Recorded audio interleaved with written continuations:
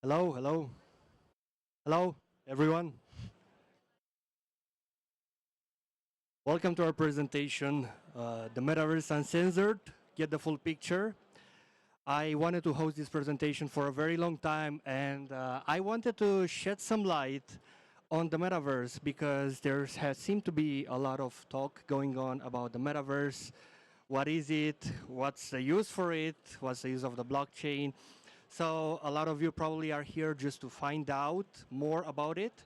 So, let's get right into it. So, let's start. So, a little bit of background of myself. So, who am I?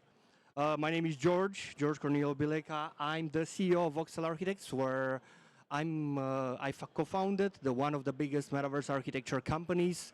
I studied in architecture and design. Then I did a specialization in car design. And I have more than 10 years of experience in 3D modeling. I'm a long-time gamer, like probably most of you, and I am a strong metaverse proponent. So, a little bit of background about our company and what our company does. So, Voxel Architects was established in early 2020. It is one of the first metaverse architecture companies. Unfortunately, we've been established during the pandemic. Coincidentally, we are one of the pioneering metaverse development studios. We are building virtual experiences in the metaverse, and we are building bespoke experiences, including VR, AR, among many others. So our mission is plainly simple: forge the ultimate metaverse experience. Our mission is to offer our customers masterfully crafted experiences. Um, so whenever we do something, we want to make sure that the customer gets as most value as he can from the experience.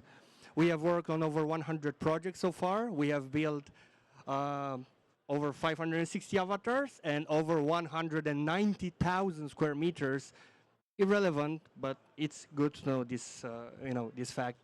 And we are developing in all those virtual worlds that you see around here: Mona, Sandbox, Decentraland, Voxels, Roblox, among many others. Here are some previous clients and success cases that we built. Real Vision headquarters. Some of you probably know the YouTube channel, Ouroboros, the wearable maker, Sotheby's, and Tom Sachs Experience, which actually has a booth right at the end of this exhibition. Wait, hold on a second, let me go back. So here are some more success cases, but I will go on and showcase you a video of what the metaverse is about to give you like a quick introduction about the topic. We interrupt this program for a special announcement. Are you tired of your everyday boring 9 to 5 job? Are you tired of dealing with everyday chores and submitting to the pressure of the society? Do you just want to escape in a world where you can be anything you want and do whatever you want? Well, we might just have the solution for you. Welcome to the Metaverse, a long-awaited parallel universe that exists on the internet. Some may wonder, what is so great about it? Well, just like in a real world, here you can buy, own, and trade your land. Build your dream house or hire someone to do it for you. Work from the comfort of your own home whenever you want.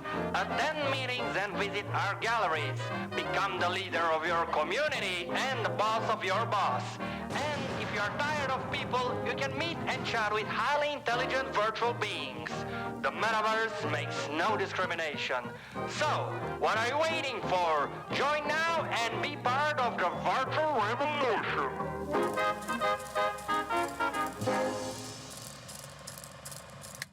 So I hope you guys are excited about the metaverse as I am. Um, so that was a quick introduction. Let us go a little bit through what metaverse means. Where does it come from? Like the wording.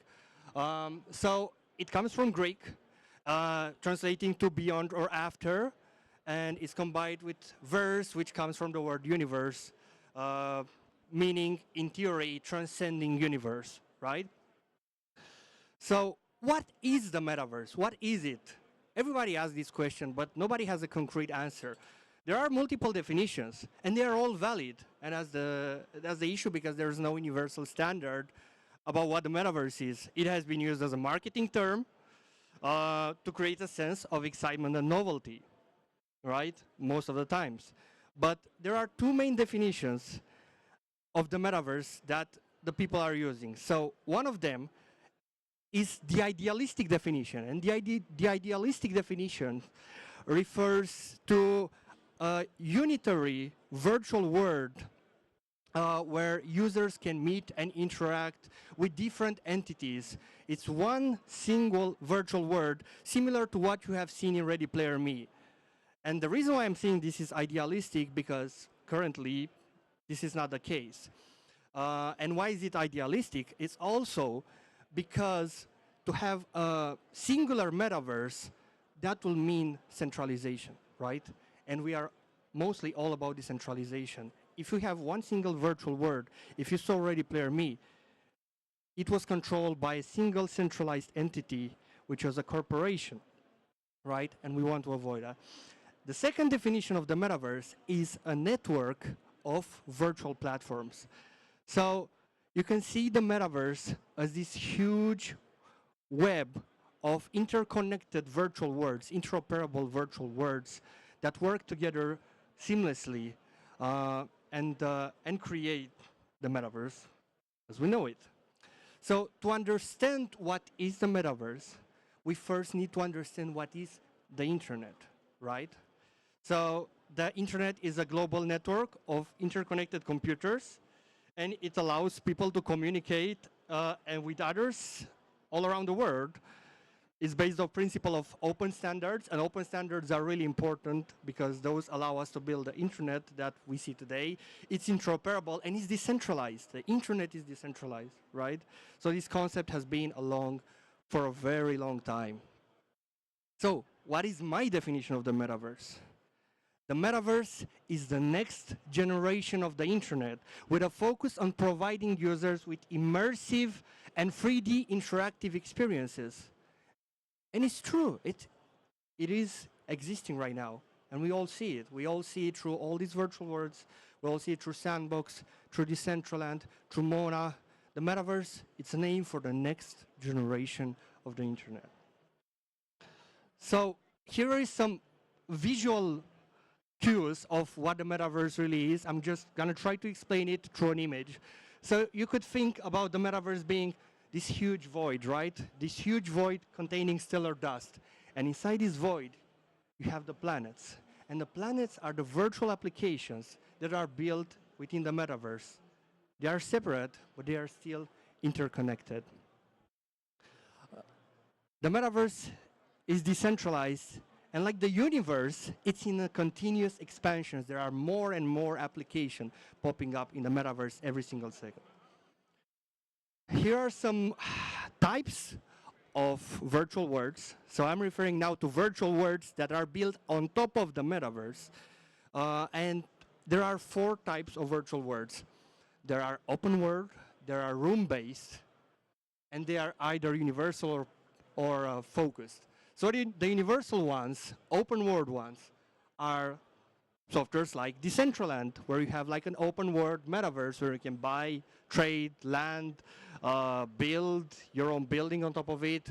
You have room-based virtual worlds like Mona. It's not open world. You cannot go inside the whole world, but you can go in individual rooms. Then you have focus platforms. And focus platforms are a little bit more tricky because not many people talk about them.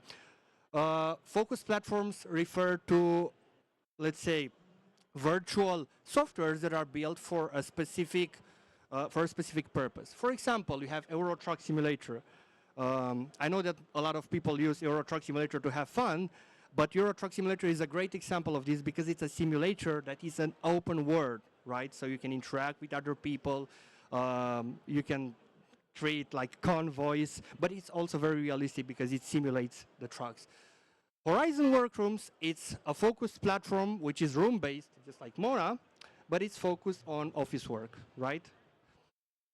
Perfect. Moving on. Now, to understand what are the layers of the metaverse, how is the metaverse built right from the start. The metaverse is built on multiple layers. So it has 6 layers, and it starts all the way here at the bottom with hardware, right? We have AMD, NVIDIA, Intel, who is building the hardware. Second one, we have softwares, like layer 1 softwares like Windows, Mac, Linux. Those are the base on top of which the softwares for the development of metaverse are built. Softwares like Unity, Unreal, Infinity Engine, Roblox. On top of this layer, we have software platforms that are based on these engines, like Sandbox, Decentraland, Roblox, or any other custom world. Next up, we have creators like us. We have voxel architects and other creators that are building on top of these already built virtual worlds. Next up, we have businesses that want to build their own brand in the metaverse. They want to have a brand presence. They want to build their experience. And last but not least, we have the ones that benefit of this, which are the consumers, which are experiencing all these experiences that are built on the top of all these layers. So you see how many layers are necessary just to be able to create one single metaverse experience.